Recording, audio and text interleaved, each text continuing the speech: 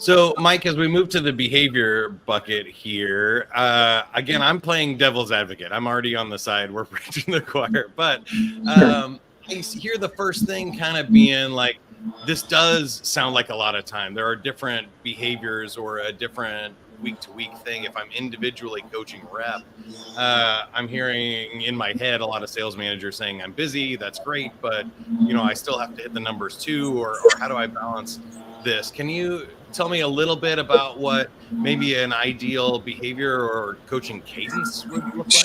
Sure. Like, again, that's one thing we thought a lot about when we started to coach them is like managers having one-on-ones every week anyway with their reps. And we're really focusing on taking the guesswork and prep work out for the manager. I mean, one thing we can talk about is frontline managers are time starved, right? They never have enough time. So what coaching is going to do is going to serve up, okay, here's the area of concern. Maybe they need to work on getting bigger deals based on looking at the rest of their top 10% of their peers, right? So and then it says based on, your deal, size of your deals is going down. Now let's say, okay, what are the areas in terms of symptoms for that? Why do you think that's happening? Is it about discounting? Is it about, that behavior? Or is it about their inability to kind of find real pain and really build that value proposition? So we're going to serve that up to the manager along with the underlying causes. Here are some really targeted recommendations, like, really do a good job getting through the entire pain funnel, work with that on the rep. Or it could be, you need to actually focus on, the investment piece of it earlier in the process to make sure you include more of the products and services. So we're going to actually help the manager make them much more efficient so they don't have to go do all that work themselves. Because you can imagine if every rep, they had to go and look at the conversational intelligence platforms and look at the CRM, different areas, it would take them a lot of time and effort. For serving it up, the symptom, underlying cause, and the recommendations, we're going to really save them time as a part of that process.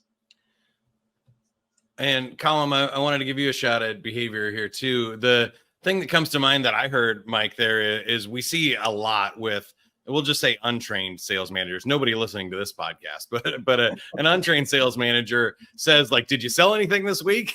And like, what are the problems? And they go, well, you just need to go be more aggressive. You need to have more guts or grit or something. And you need to have more perseverance.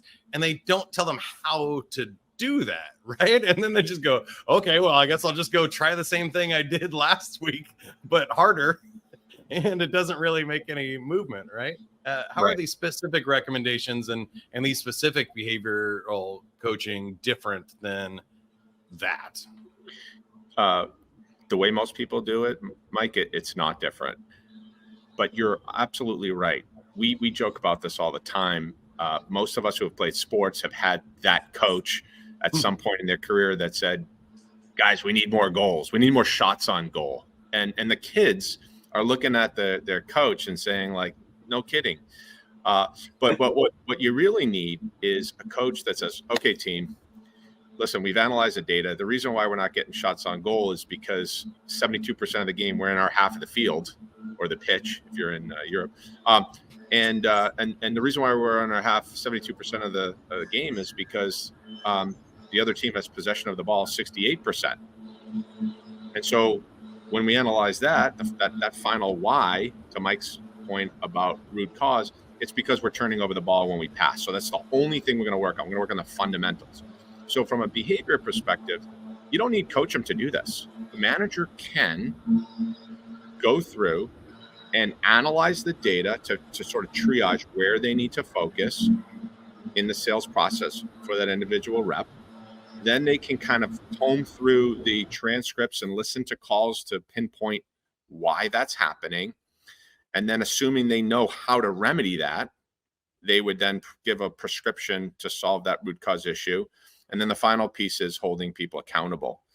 We think all of that is very difficult for the managers to do, as Mike said, because they're time starved. So that's what we're helping them take away, is all that investigative work and having the know-how of the best prescription to solve the root cause problem. But behavior-wise, they can do this. And even if they don't do that, if they can literally just stay consistent with their one-on-ones, and try to figure out a skill that rep needs to work on week over week, as opposed to just making it a fluffy discussion or about deals. They'll be a lot further along than most people in their position.